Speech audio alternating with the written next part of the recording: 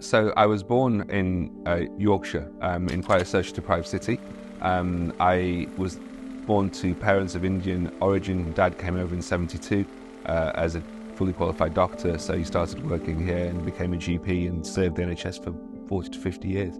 I went to school there. I'm the middle of three brothers, and went from there to university, studied medicine at Leicester University, and I was there for 5 years, which really gave me an opportunity to work in a different population, a very multicultural population that I hadn't seen before. So I learned a lot of lessons while I was there about how different illnesses can affect different kind of parts of society. I moved back to Yorkshire to do my junior doctor jobs. I worked there for a few years before moving to London. While I was there, I did my GP training. I qualified as a GP in 2006, 2007, I think it was. And then I did a few locum jobs for a few months before I found a practice where I became a partner at a very young age. I was 26, 27 at the time, and became a GP partner at an inner city practice that had 18,000 patients, and we were only 6 full-time GPs. You could have made a case for there being 12 GPs and we still wouldn't have had enough time to see all the patients that needed to be seen.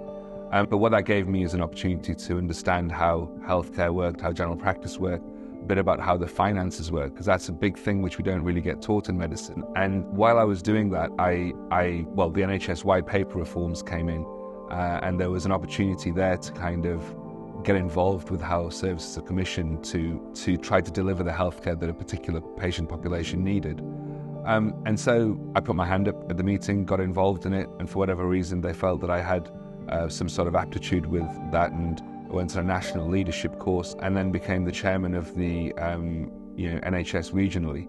So we had an operating budget of £530 million, which catered for a population of 300,000 patients, the vast majority of whom lived in social deprivation, I would say. And so there were some real challenges about what services would work and how to improve the population's healthcare. But I found it as rewarding as I did challenging, and it really gave me an insight into the things that work very well in the NHS, but also the things that don't work so well.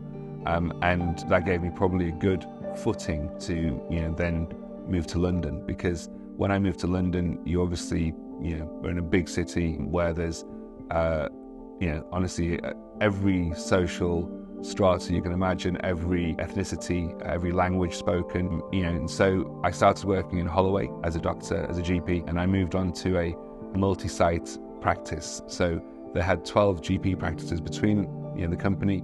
I was responsible as the lead GP for Vauxhall, and Vauxhall was going through a huge change at the time, from being quite a socially deprived area to suddenly becoming a bit of a hub. It was kind of opposite the posh areas of Pimlico, Chelsea, Westminster. We had the development of Nine Elms and Battersea going on right next door, and it meant that we were in a position to really see a changing population from the socially deprived to kind of young professionals, young families, politicians, dignitaries, some big CEOs and bosses of companies, civil servants who worked at MI6 next door.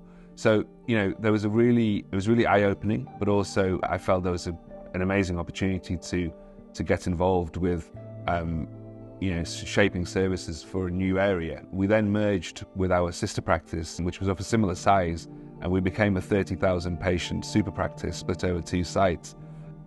We felt that we were offering a fantastic service, but I also felt at that time there was an opportunity, because patients were waiting longer and longer to see their doctor, and I started to then recognize that there are population of people that live locally who are very busy in their home lives, family lives, working lives, and they don't have time to come to the doctor between 8 a.m. and 6 p.m. and we were closed on the evenings, closed on the weekends, and that's when people needed care.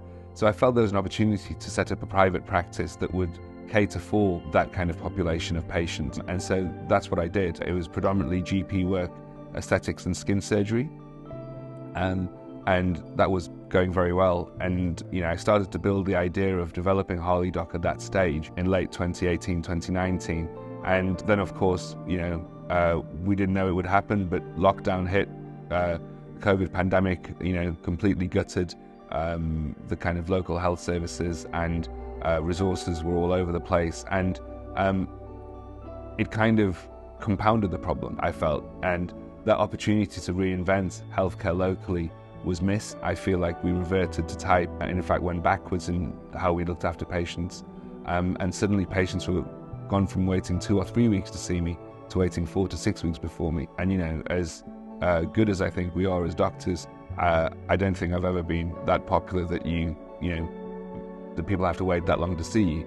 And so that really cemented in my mind that no, I think the private sector is definitely a way to cater for some of these clients. Those people that can afford private healthcare, those people that prioritize their health and see it as an investment, they need something that caters for them and for their needs. And so that's what we did. We kind of set up HarleyDoc. We officially became a company in September 2022. But I feel like the business has been there for 25 years in my mind, just growing and finessing the model and really addressing the things which needed addressing in terms of the deficiencies that I saw on a daily basis within the health service. So yeah, we came up with the idea of having this kind of global healthcare concierge company that was a closed network that really catered for all of our clients' needs wherever they were in the world. And that's what you see now. That's HarleyDoc.